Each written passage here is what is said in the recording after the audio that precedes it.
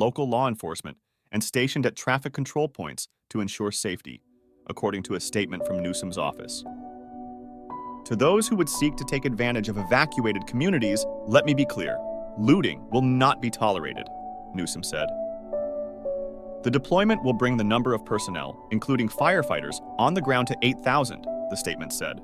Newsom also thanked first responders and emergency personnel for their hard work and described the deployment as part of the state's move to throwing everything at our disposal to protect communities.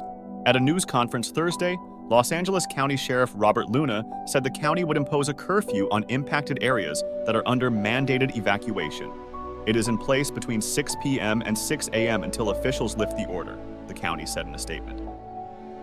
Once we get everything done, we may enact it tomorrow night, he told reporters.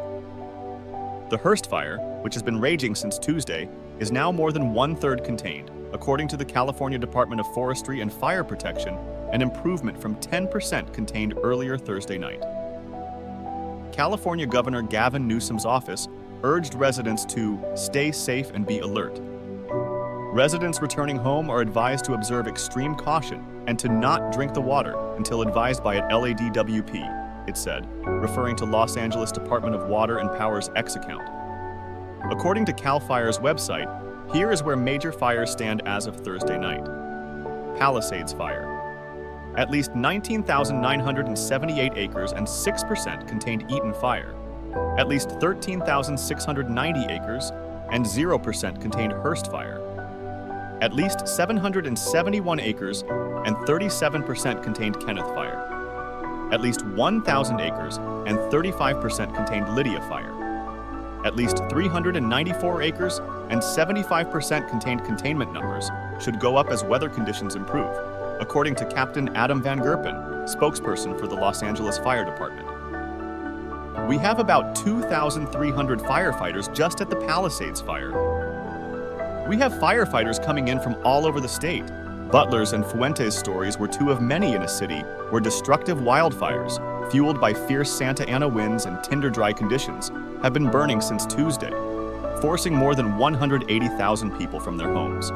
So far, there have been 10 reported deaths, but authorities fear that number is likely to rise as the fires continue to devour entire streets and thousands of structures in heavily populated areas of Los Angeles. Meanwhile, local real estate agents like Joe Sillick warned that unscrupulous property owners were already taking advantage of the catastrophe, allegedly gouging suddenly homeless people into leasing emergency housing at exorbitant prices. In a normal marketplace, you can do that, Sillick said. After a disaster, it's a crime. Sillick, who works for Sotheby's and has long been active in the Pacific Palisades community, said he too was forced to lease a new home after the fires burned down the house he shared with his wife, Amy, their 2 kids, Alexander and Sophia, and their 2 dogs.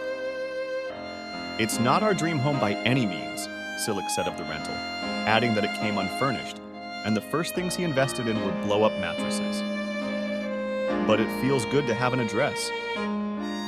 Sillick said he's been fielding calls from dozens of other people like him, many of whom are still grappling with the loss of their homes and pretty much all of their possessions.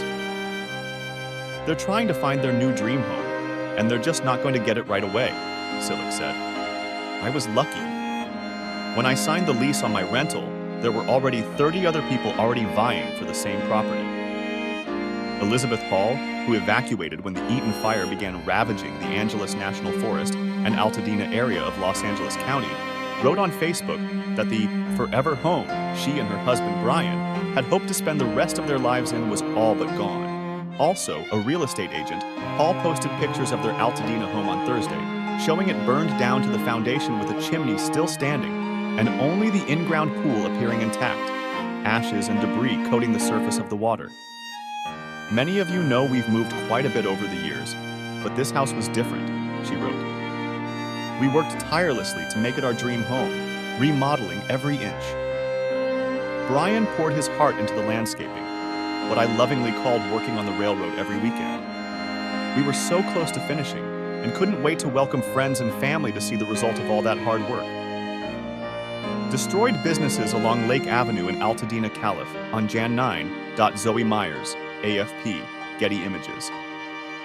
A bit of a fashionista, as she put it, Paul wrote that, "Now all I have is a pair of jeans and a sweatshirt. Not even my favorite jeans."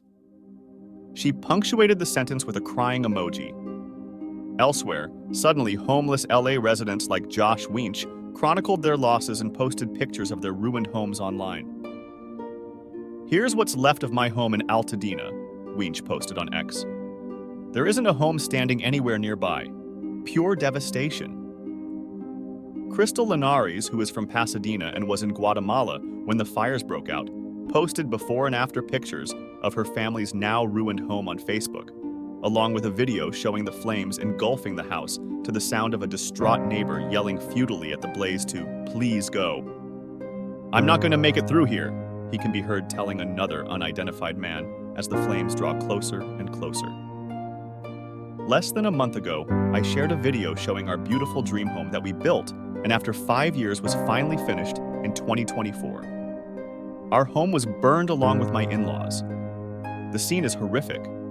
We didn't have time to grab anything. We're still in disbelief.